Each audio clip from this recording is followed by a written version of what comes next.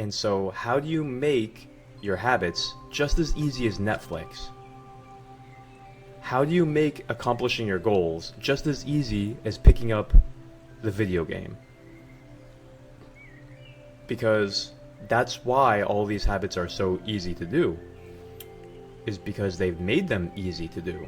And so what I want to do in this video is break down what makes something so attractive and easy to do that we form these habits with the video games, the Netflix, the gossip, the overeating, the pornography. Why is it that certain things are so easy to get into a habit with and other things that are good for you are not?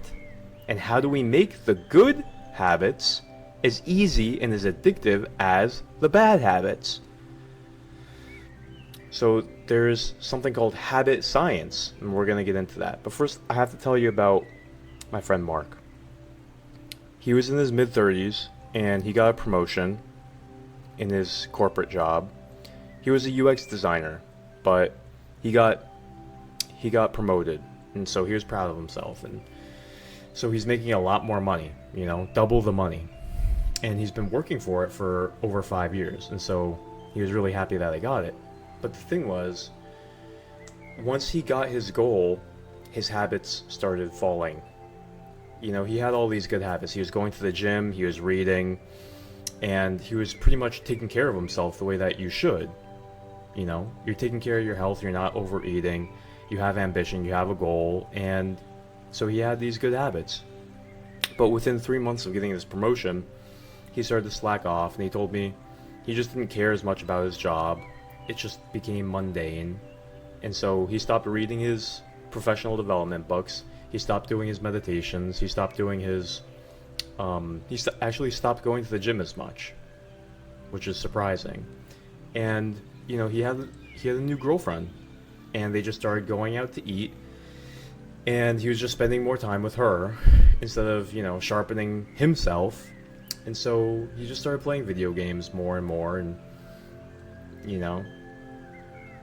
you can probably see what's going on. In just a year, he gained 50 pounds. He was depressed. He had to start taking antidepressants, and I'm surprised he didn't lose his job. But anyways, he had to get a trainer, a life coach, a psychologist, and a chiropractor. And he was paying them all a lot of money. I actually added up how much he was paying because I was just curious. He was paying $1,820 a month on these 4 professionals to try and help him heal his pain. He was having back pain because he wasn't working out and he got fat.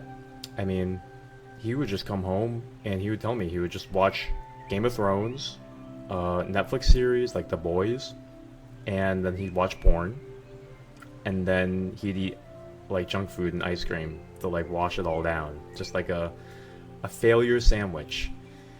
And so it's obvious, it's like, how do you gain 50 pounds in 1 year? Hey, there you go. You just, he was coping. You're coping so hard because you don't like your job. You come home and then you just go all the creature comforts, and he lost his bad habits, his good habits, and he formed the bad habits. And so, I calculated it out. In 3 months, he was back. He lost the 50 pounds, and he was back on track with all his good habits. But it cost him that $1,820 every single month for 3 years. So that's $65,520. That just letting your habits slip little by little, and then creating bad habit stacks. We're going to talk about habit stacks. He created bad habit stacks where he'd come home stressed, overeat, eat unhealthy, watching Netflix at the same time, pornography, eat unhealthy again, fall asleep without cleaning. You're not going to clean after doing all that. You're just coping. You were just on drugs. It's just a cope. That is very, very bad habit stack. So he stacked all these bad things together. We're going to talk about how to reverse that. And we're going to talk about how you can start installing your good habits so that they're as easy to take as these bad habits, because the bad habits were just effortless. So that's Mark. And I also just wanted to mention Napoleon Hill because he had this interesting habit in the morning. He always recommended a morning routine, and his morning routine was he would wake up and he'd do his meditation, and he'd visualize, just like we do in this program with the Silva exercise, and he'd visualize this table, and he placed particular people at this table, like his mentors that he respected the most. He put Dale Carnegie, Thomas Edison, Abraham Lincoln, and he'd basically have conversations with them. And he'd see exactly how they would speak with each other, how they would speak to him, what they would say to him. Sounds kind of like a crazy person, you know, talking to their imaginary friends in their theater, in their imaginary theater.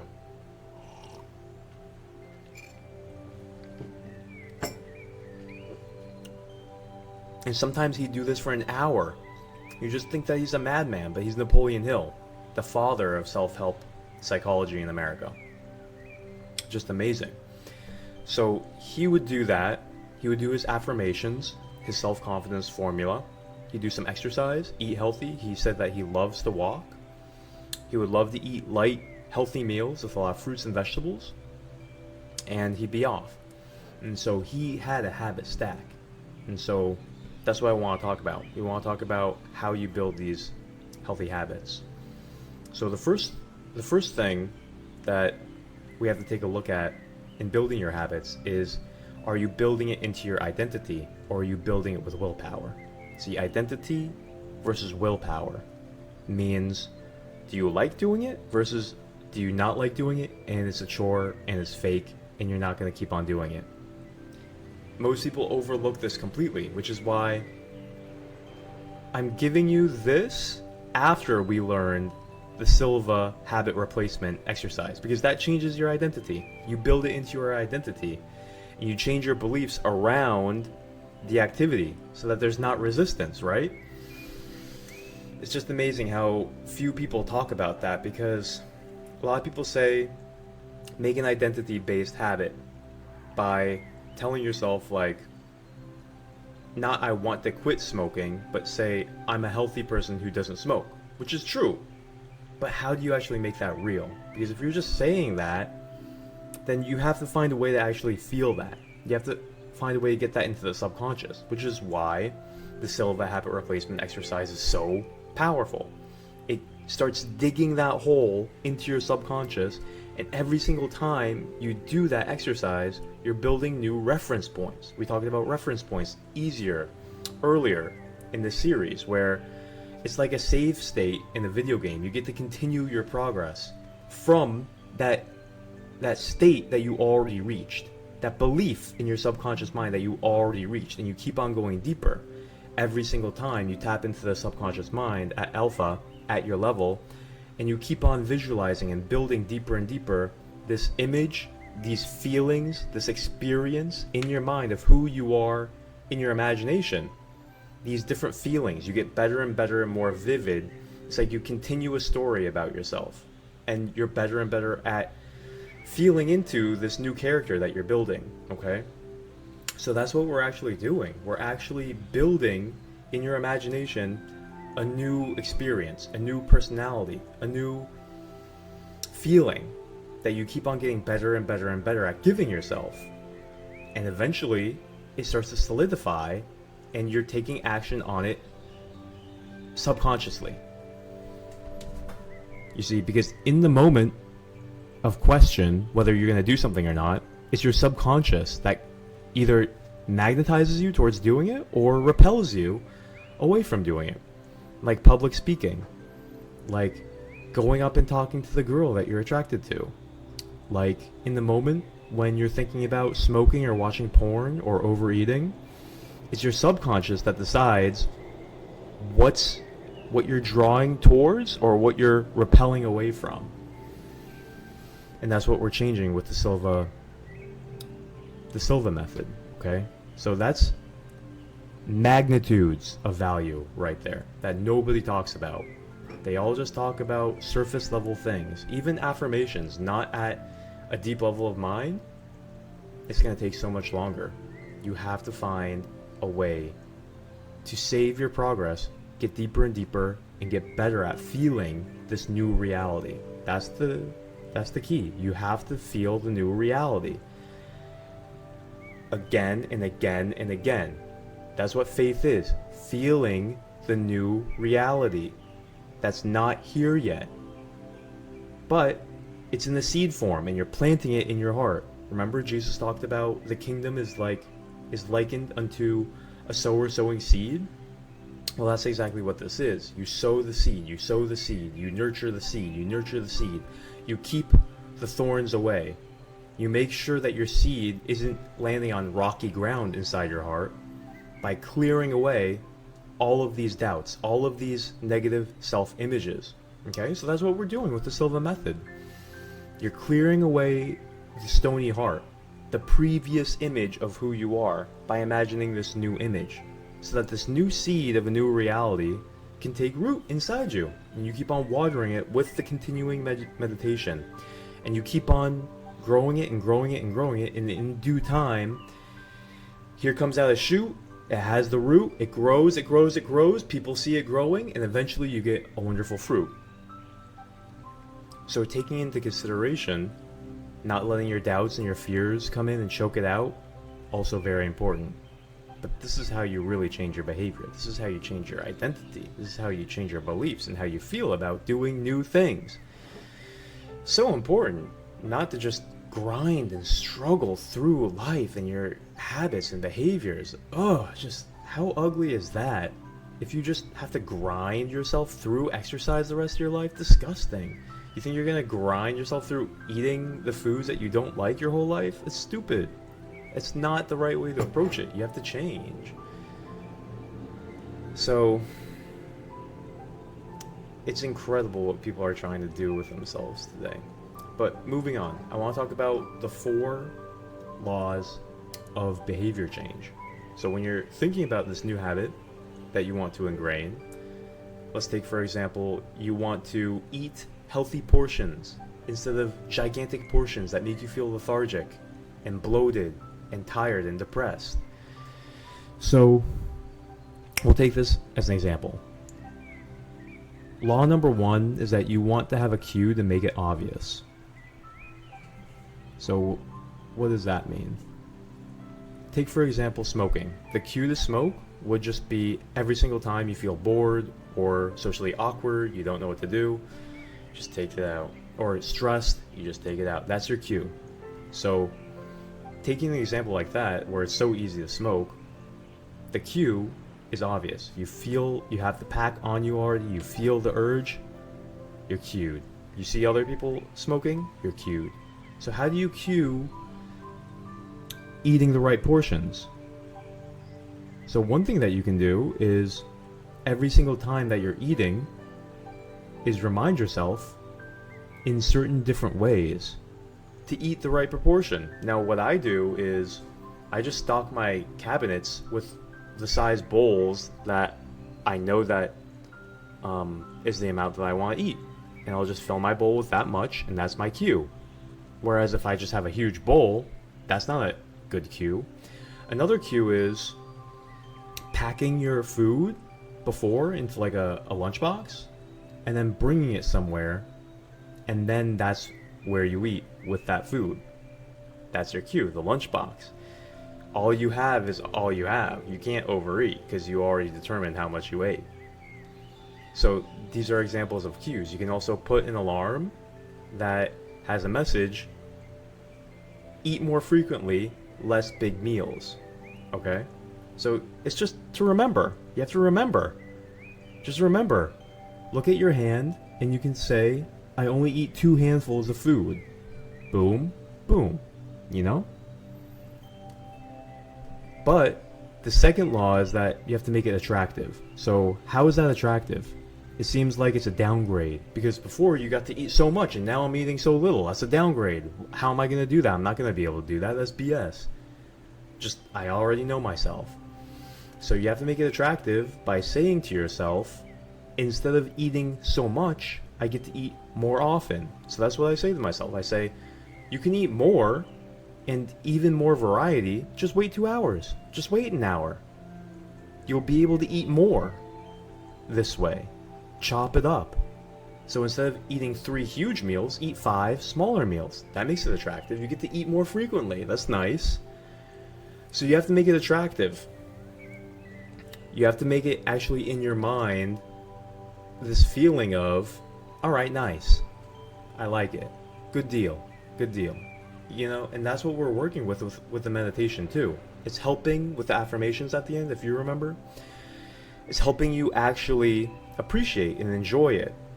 So at the end of that meditation, you'll actually tell yourself, this is what I want to do. I like it. It's easy for me. And this is the way that it is. I have no cravings or hunger pangs. So it's making it attractive because, hey, you have to make the activity attractive or else you're not going to do it. Same thing with going to the gym. You have to make it attractive. All right, so here's another example. How do you make that attractive? Well, you can join a great gym that has beautiful people, that has beautiful equipment, that has all the equipment that you want. Or maybe not going to the gym, but exercising. What if, to you, an attractive form of exercise is biking? That's attractive. What can you get excited about? That's what you have to ask yourself. How do you make it this feeling of, good deal, yeah, let's go? How can you make it that feeling as much as possible? That's what the second law is about, the craving. All right, so we have cue, we have craving. You have to make it like a craving. So whatever you like to do, maybe you can do kickboxing. Maybe you can do BJJ, wrestling. Choose a form of exercise that you actually can crave. You can actually look forward to, and you build the story in your mind to make it attractive so that you crave it. So you can visualize yourself as the fighter, the boxer, like Rocky Balboa. You know, put Rocky Balboa as your screensaver. Get a Rocky poster. Do whatever you want. Build an image. Build a fantasy. Build an imagination in your mind that makes it attractive, whatever you're doing. If you want to get big, really big muscles, think about The Rock all the time. Get a Rock poster. I'm serious. This is auto-suggestion. You have to constantly motivate and build this imagination of craving, of desire, so that subconsciously your mind is always just thinking, my goal, my goal, my goal, my growth. I gotta grow towards that, I gotta grow towards that. It's amazing. It's like you start growing towards it. It's a very powerful concept. So however you can, you have to make it attractive. Third law, response. Are you actually going to do it? You have to make it easy. Make it easy. This is all making sense, right? You got to remember to do it. It has to be attractive so that you want to do it. It has to be easy enough so that you actually do it. So going back to the example of getting yourself to exercise. If you're thinking, I have to exercise for 90 minutes at CrossFit and I'll be sweating and puking, how long are you going to be able to maintain that? Versus 10-minute walk. You know, make it easy, make it simple. Don't go to a gym that you have to go in traffic to 30 minutes away. Go to a gym 2 minutes away from your house, or buy a kettlebell so that you can work out in the garage or in your room, wherever it's the most attractive, wherever it's the easiest. And just think about this. Do 4 minutes.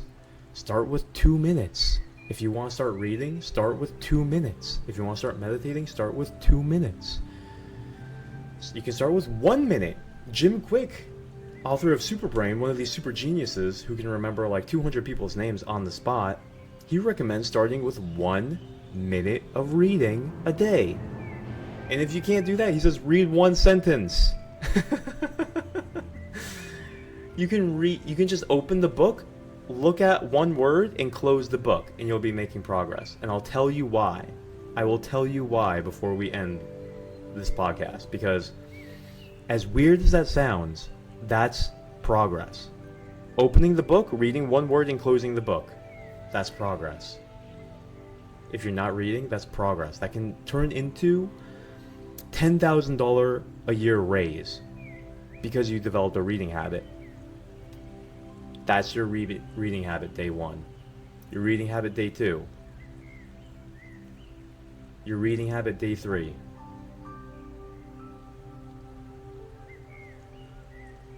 And eventually you'll be reading for 10 minutes. At the end of just a couple weeks, you'll be reading for 10 minutes. And then you'll be able to upgrade it faster and faster and faster, exponentially faster, because you're actually in the habit. And you found the pleasure, and you built the habit. It's attractive, it's easy, it's satisfying, it's rewarded. So that's why, let's say you want to get yourself to exercise. Start small. I'm talking about literally putting on your shoes and walking out to the driveway for a walk, and just walking 2 tiles of sidewalk, and then coming back home, taking off your shoes and going back in, sitting back on your butt and gaming. That's how you start. Literally. Easy. And that's how you gotta celebrate that. You gotta be happy about that. You gotta realize the power of what you just did. You showed up. You started something. That's all that matters. You start building. It's like, if you have to build a castle and there's 1,000,000 bricks and you haven't started for 10 years and you know you have to build this castle with 1,000,000 bricks, you go out on day 1, you take 1 brick and you put it where you want it to go, you go inside. You started. You chipped away at that goal. You might want to think to look at it in the terms of 1,000,000, but that's not the point, because you gotta understand your habit grows exponentially. As you change your subconscious, as you ingrain it into your being, you'll start getting better at it, laying more bricks, liking to lay the bricks, and you'll find better ways to lay bricks. Okay, so the analogy is, eventually you'll be laying bricks with a machine. That's the analogy of how good you're gonna get once you ingrain these habits. So that's law number 3. The response, you have to make it easy. Okay? And before we move on, we have to touch on the law of 1%, because that's what we were hinting at, where you're going to start upgrading your habit. It's just next time you do it, try to get 1% more, 1% better, even less than 1%. Just like any increment better. And it'll start feeling good. See, that's the secret, is progress equates to satisfaction and happiness more than just pleasure. Make progress towards a goal. That's literally dopamine physiologically in your brain. What is that? That just means that there's little motivational speakers in your brain screaming at you motivational encouragement, like, oh my god, that was amazing, you actually did it, this is great, we're building a kingdom, we're building a castle, this is great, you did it, we're on the way, I can see it now. And it's just, that's what dopamine is, and that's what you're doing when you get 1% progress. See, progress is the juice of life. Growth is the juice of life. And so as long as you feel like you're making progress, you start small, it's easy to make progress, right? You start doing 2 push-ups. So next time, do 2 a little bit slower. Do 2.5. Eventually you're going to be doing 50, and you're just going to feel like Superman. So that's the power of 1% increments. So a famous Olympic cycling team used this principle, where they would literally just try to get 1% advantages. They'd measure the tire pressure and get it exactly on. They'd paint the bikes a different paint. They'd shave the bikes down to make them more aerodynamic. They'd change 1 supplement in their riders' diets. They'd always be looking for this 1%. It's kind of like the concept of Japanese Zen. You constantly just focus on doing it better and better and better. You're more and more connected to what you're doing. You're completely focused on what you're doing. You're in the art of the act itself. You are completely becoming the act. And in doing that, all of your attention goes there. And then because your attention is there and you are that, you're completely feeling it, you're resonating with it, and you're understanding it so much, you easily resonate with getting better. And you understand it more and more and more. So being connected to the process loving the process, feeling the process, understanding the process, really feeling every detail of the process and getting little and little and little bit better at it. That's what it's all about. And that's how you build an outstanding habit. That's how you upgrade your habit to being the slow bricklayer to the you're laying bricks like a machine gun. That's pretty interesting. So moving on. The fourth law is reward. You gotta get your reward. You gotta feel like you gotta pat on the back. If that's as simple as you mentally, verbally saying to yourself, good job, man, you did it. That will make a difference. Don't underestimate self-talk. You can say that to yourself 20 times using the same philosophy of Emile Coué, who healed people by having them say an affirmation 20 times, 3 times a day. So you can do that with yourself. You can say, good job, man, you did it. You did good today. Good job, man, you did good today. Good job, man, you did good today. Good job, man, you did good today. Give yourself a multivitamin gummy. Give yourself some nice ashwagandha maca tea.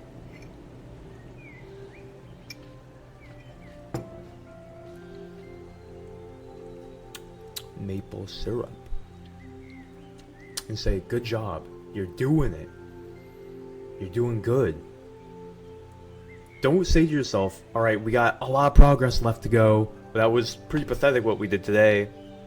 It's not really going to make any difference because we didn't burn any calories. This feels stupid. Feel really pathetic right now because everyone else is doing 10,000 steps a day and I just did 3. You know, even if it was 30, it feels like 3. No. That's not reward. That's flogging yourself for starting. That's not how we do it.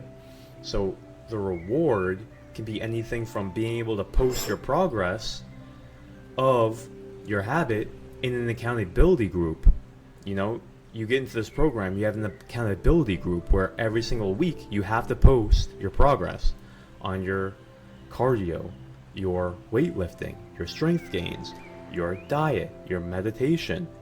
You know, you get to check off all these boxes of everything you're doing and then show the photo of your worksheet, your weekly worksheet, to all of your peers, and you get a score. You get a score. And hey, it's going to be over 0, which means you're making progress somewhere. So let's say you have an 80 plus 80 EXP for that week. Oh man, you're going to want to show that. See, that's the reward a lot of the time. You have to reward yourself because with all these bad habits, you know, there's a reward, obviously. A lot of times it's pleasure. Cigarettes, you get that rush from the nicotine. You start thinking more clearly. Your mind is working faster. You obviously get the pleasure. You get the endorphins. It suppresses your hunger. So it's giving you that reward. So when you're doing something that doesn't necessarily give you that physical reward, what I'm saying is you can come up with other ways to give yourself a reward. It can be a social reward. It can be a self-love reward. It can be an external reward where you want to make it long-term and healthy, okay? So it's okay to buy yourself something as a reward for, you know, following your exercise and diet for like a week. That's fine. But what I want to focus on is the self-esteem rewards, the self-talk rewards, the accountability, social bonding rewards. See, these are all a little bit more deep because they get into your personality, they get into your self-image a little bit more, right? So, for example, let's go back to the eating correct portions, right? So you take your bowl, you pack your lunch, you eat the right portion. So what's the reward? Well, the reward can be that you tell yourself, great job. Now, I'm not going to be tired, lethargic, pathetic, and fat. I'm going to be fit and sharp and proud of myself. And I'm reminding myself that I'm going to be that professional in the mirror who's sharp and I read and I can eat again in 2 hours. That feels pretty good. That feels pretty good. And then you can make yourself some holy basil ashwagandha tea with some honey. Wash that down. That's a nice little reward. And then you check off your box. Ate the correct portion today. And you know you're going to show that to your peer group. See, tribe is really powerful. And you know you're going to get rewarded with those EXP points. Those EXP points, because you're trying to get to that 1 million power level. And you got to get to that 1 million power level. And so every single time you eat right, you're getting that 50 EXP. 3, 4, 5 times a day, you're getting that 50 EXP. Boom, boom, boom, boom, boom. And you know what happens when you get that million EXP? The program rewards you with discounts, with social status, with certificates, and with the knowledge that you're evolving and growing your body and your mind towards your next possibility. That doors are opening. You see, that's why all of these recognitions, awards, certificates exist in the world, is to reinforce and reward the right behavior so it becomes a habit so that you keep on growing. That's why we need these things. When we don't have these things, it doesn't feel the same. See, when you have the feeling of growth, recognition, development, reward, a goal, a clear, quantified, qualified goal in your mind, you're going to get recognized socially. You're going to have a certificate to prove it. These things seem superficial. You might think, I don't need this stuff. It helps. Don't not accept the helpful tools. Don't think that you're some kind of Superman that doesn't need these things. See, the ceremonies, the rites of passage, the status indicators, the badges that the military uses, the hierarchy, the titles that you get, the certificates that you get, the letters behind your name. You know, it's really easy to say that that doesn't exist. But internally, these things are at work. They have to do with motivation. They have to do with your perception of growth. They have to do with your perception of yourself. You create an identity with them and it reinforces your behavior. So don't be so fast to brush these things off and say they're shallow, it's all ego, it's all status based, I don't need them, there's no use in these tools. Don't be so closed-minded. Because if you close out tools that can help you, that's only hurting you, right? So it's always good to try to look at things from a lot of different perspectives, from a lot of different paradigms, and not just determine in your mind that it's this or that. A lot of times things can have their own uses in particular paradigms and perspectives. Okay? So that's pretty much it. Those are the 4 laws. The cue to make it obvious, the craving to make it attractive, the response, you gotta make it easy, and the reward, you gotta reinforce it. So that makes sense, doesn't it? And what I want you to do now is I want you to write down the top 5 habits that you want to change, that you know are standing in the way of you making progress towards your goals. And what I want you to do is, I'll provide you a worksheet for this. I want you to write the habits in, and I want you to write how you're going to change them according to those 4 laws. How are you going to make it obvious? How are you going to make it attractive? How are you going to make it easy? How are you going to make it satisfying? Okay? So do that for your 5 goals that you want to ingrain. And what we're going to do after you do that is we're going to write down 5 habits that you want to change. And then we're going to write down how to take away the cue to make it less obvious. How do you make it less attractive? How do you make it difficult? How do you create resistance? And how do you make it unsatisfying? How do you make it incentivized to discourage you from doing it? Okay, so we're reversing the equation, doing some Aikido on our bad habits, right? Because a lot of the time our bad habits are already obvious, attractive, easy, and satisfying. That's why we're doing them all the time. Like, you get triggered by Instagram to watch porn, right? So that's the cue. It's everywhere, you know. Soft porn is everywhere. You get cued. It's attractive because, yeah, women are attractive. It's easy because it's on your phone and you can just slip away at any time and have it instantly within a couple of presses of your finger. And then it's satisfying because it just feels so good. So we have to reverse engineer and not make it obvious, make it unattractive, make it difficult, and make it unsatisfying, make it painful. So that's what we're going to do now. So go ahead, pause the video, write down the 5 habits that you want to install, and we're going to take them one at a time. So you're not going to tackle all these at a time, but write down 5, get some clarity, and think. And then after you do that, write down the 4 laws of behavior change, how you're going to make it obvious, attractive, easy, and satisfying. Okay, so go ahead and do that, and then after that, do the same thing with 5 habits that you don't want. Alright, so go ahead and do that now.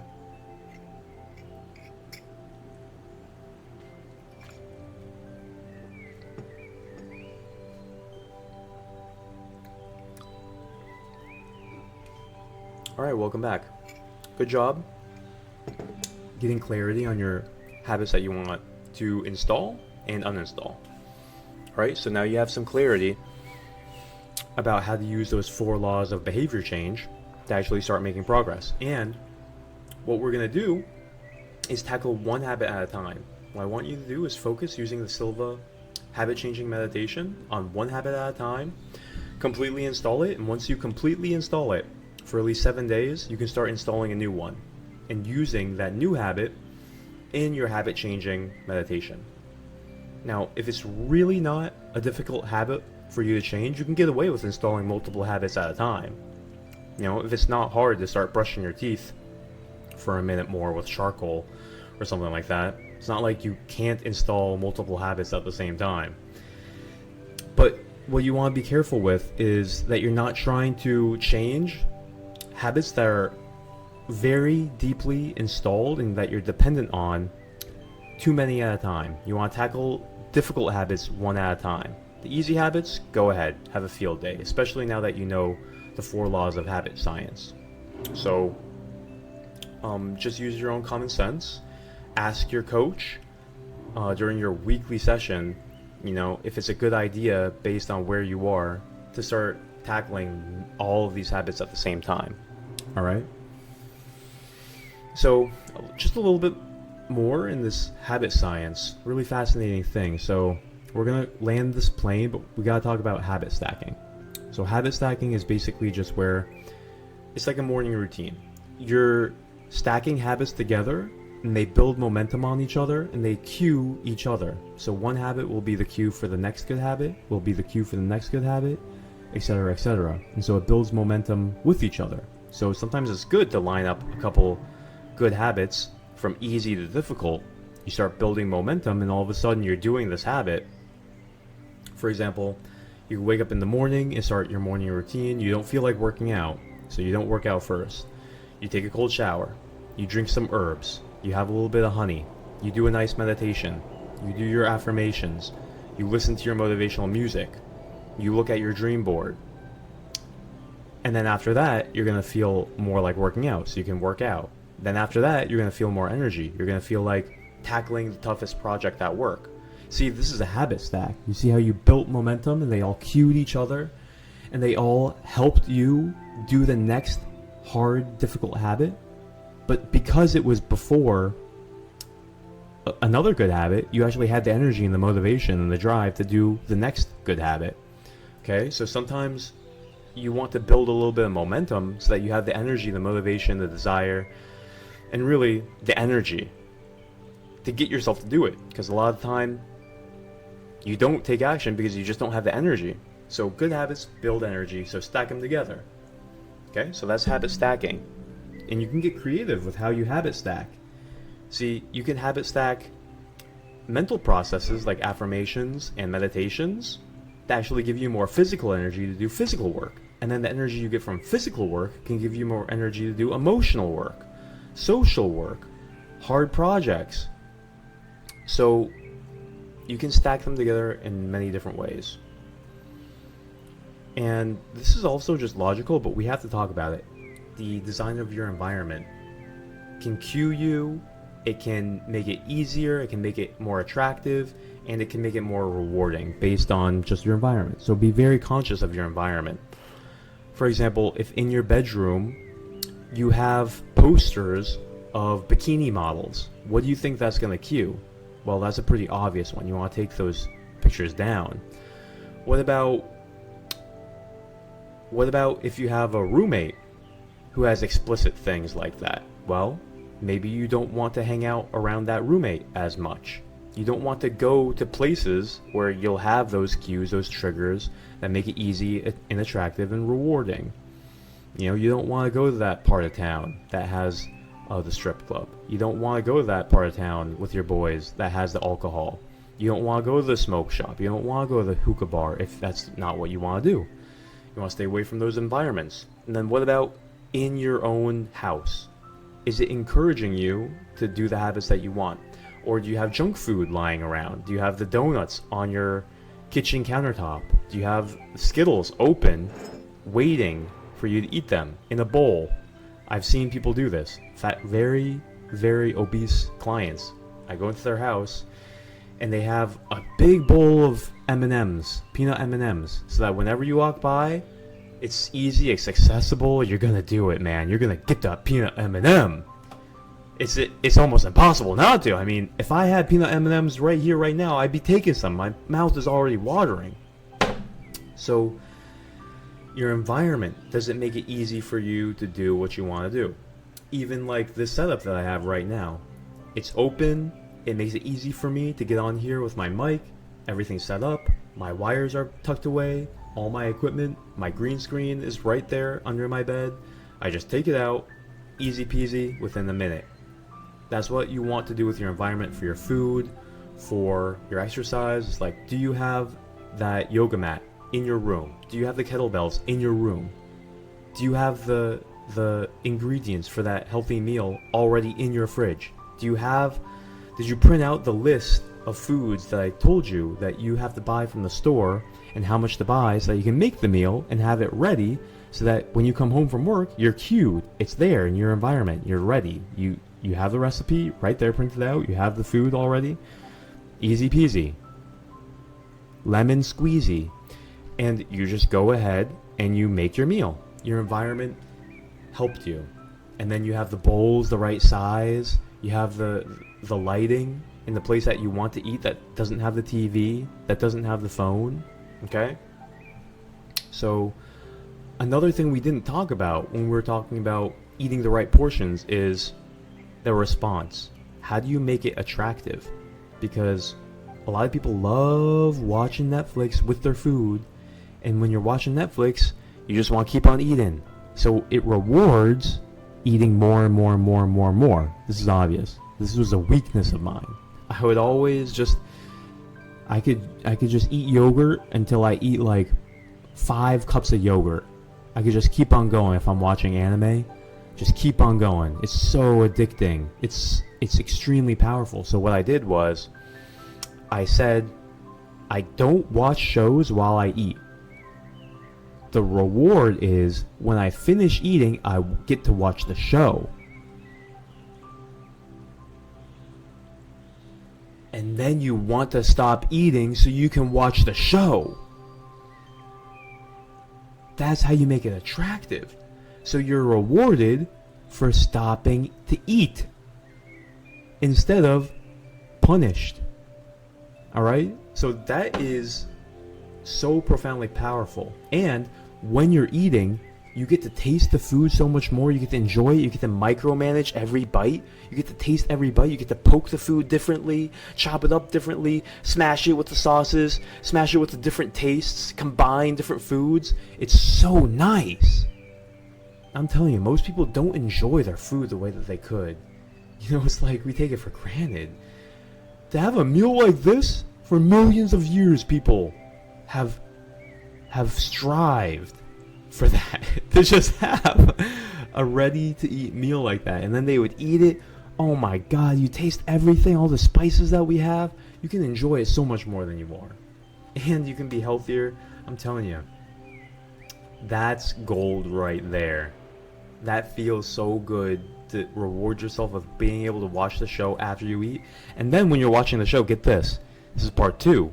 This is the jab, jab, hook. When you're watching the show and you're not distracted by the food, you actually can notice the show that much better. You see, the show is distracting you from your food, and the food is distracting you from your show. You can't completely focus on all the taste and the pleasure and the enjoyment of the food when you're watching the show. Same thing with learning as you eat. It's going to distract you from each. It's going to distract you from learning as good and from tasting as good. So it doesn't make any sense. It's like trying to make love while you're watching a show. You're going to miss out on one or the other, alright? So what are you doing? Separate them out. They're both beautiful individually, in and of themselves. To combine them is actually unnatural and not right. Not that I'm judging or saying you can't ever do it. Sometimes I'll take out the phone and I'll watch a little podcast for 5 minutes, but I turn it off and I let myself continue with the food and tell myself I'll be able to watch this podcast after I eat, after I finish eating. So I'm still incentivized to stop eating so I can watch the podcast. Alright? I'm telling you, that is gold right there. So, just more examples. When you go shopping, you know, you're in an environment, use the environment to your advantage. Don't go to the junk food sections. Just go around the perimeter to the produce sections and the dairy and the egg sections. That's all you need. Alright, so throw out all your junk food, and let's say you don't like to scroll or text before bed. You know? Put your phone in the other room, get a good book. That's what I do. Put your phone in the other end of the house. Make it hard to get to. You're taking away the cue.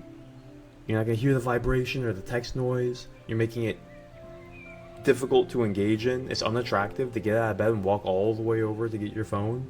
And then you have your book. So I have a lot of people ask me, how do I stop scrolling at night? Well, that's how. Lastly, focus on systems, not goals. So don't start looking at your goal and thinking, you know, I'm only walking 100 steps a day extra. I gotta be walking 15K. Don't look at the scale too much. You know, focus on the system. Just keep on upgrading your system. You know, sometimes you can upgrade so many things about the system when it comes to your weight or your health that, you know, in a month your system is going to be so much better that all you have to do is relax in that system for a year and you'll have all the results you need. So it's just about improving your system, improving your routine, improving how you do your routine. And then you'll have a system so good that it will take you with it. Alright, so even something more mental. Let's say you want to become a better public speaker. So this is what I'm doing. You set up a routine of how many times a week you're going to talk, teach, present, public speak. You fine tune it. You make it so that you're learning as much as possible in between. So I'm reading books on communication. I'm practicing communication in many different settings with different kinds of people, right? And then you're also recording yourself and reviewing your gameplay footage. And so that's my system. I have a certain system. Now, can it be better? Yes. I could have coaches look at me and give me feedback. I can get into boot camps and workshops. I can take improv and comedy. And I can go out and I can just joke around and just talk to random people. And I can sharpen my communication skills in many different ways. But this is the system that I'm on now. And over time, it'll get better and better and better. I'm not worried about if I'm talking like Tony Robbins yet, right now. I'm not worried about my results right now. I'm just focusing on my practice, you know? So what's my practice system?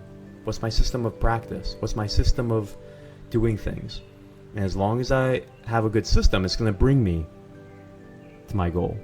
And if it doesn't bring me to my goal, I just upgrade the system more and more and more and more and more and more and more and more and more. more. And it keeps on getting better and better and better and better and better. And that's how you create a magnet. Okay? So create schedules, get mentors, and emphasize the power of small wins. Small wins. Small. You know, I tell myself this a lot because a lot of time I used to have that perfectionist attitude where you always look at how you can do it better, and that's okay to do as long as you balance it out with celebrating your small wins and patting yourself on the back just as much, if not more. Definitely more, especially if you're the type A personality. Don't identify with the type A personality. Don't think that you are that. You just act like that. You can always change whatever you want, right? So celebrate small wins. Don't underestimate the 1% improvement. Remember the power of the 1% improvement. All right? So that's that. I just want to summarize because this has been a lot. First step is change your identity with the meditations. Number 2 is you got to create friction with your bad habits. So we're applying the 4 laws for good habits and bad habits. We're habit stacking. We're modifying our environment. We're focusing on systems, not goals. And we're celebrating the small wins. And remember, the 4 laws are the cue, make it obvious, the craving, make it attractive, the response, make it easy, and the reward, make it satisfying. All very logical stuff. This isn't rocket science. Alright, so that is how you start making your bad habits harder to do, and that's how you start making your good habits easier to do. And this combined with the Silva habit replacement meditation will change your experience of everything. Everything. These 2 tools are so profoundly powerful in modifying your habits and how you feel about them. It penetrates your soul to where you won't even know who you are in 6 months. Even 3 months. You'll be enjoying things that you didn't know you can enjoy because you approached it in the right way. It's like trying to approach a mystical creature. You have to know how to approach it. At first, it runs away so easily, so quickly, you don't know how to capture it. But you make friends with it, you understand how to approach it, all of a sudden, you'll be friends with it, you'll be petting it, you'll be riding on it, and it will be taking you to amazing places that you never thought were possible. That is what happens when you approach habits the right way. They are the powerful, mysterious, mystical creature. Not as mysterious anymore. You know, sometimes you feel like you're a mystery, but you know, there is wisdom there. And as you apply that, you will befriend that mystical creature called the habit, and it will take you to amazing places. So if you've liked the video, and if you think that is helpful and will help somebody that you love, share it with them. Share it with everybody that you know. And look in the link below for my 42-day free masterclass. It walks you through the science of altering your body and your mind so that your life changes effortlessly. You can see how if you apply these techniques, things go so much smoother than the way you've been trying. You know, it's not about willpower anymore. It's about approaching things in the right way. When you approach your body and your mind, your psychology in the right way, things are not that difficult. It's not as impossible as you think it is. Things become easy. Things become smooth. When you change your hormones, when you change your gut health, when you change your metabolism with all of these techniques that I show you in the 42-day masterclass for free, you will transform. You'll be losing weight. You'll be exercising more. You'll be changing your habits. You'll be happier, less stressed, more confident. Everything about your mind and your emotions is going to change if you practice the meditations and the health concepts, the diet, the exercise, environmental exposure. I talk about all of it in the masterclass below. It's free. It's a playlist. You don't even have to sign up or give your email. Just check out the masterclass, change your life, start getting results, and I'll see you in the next video.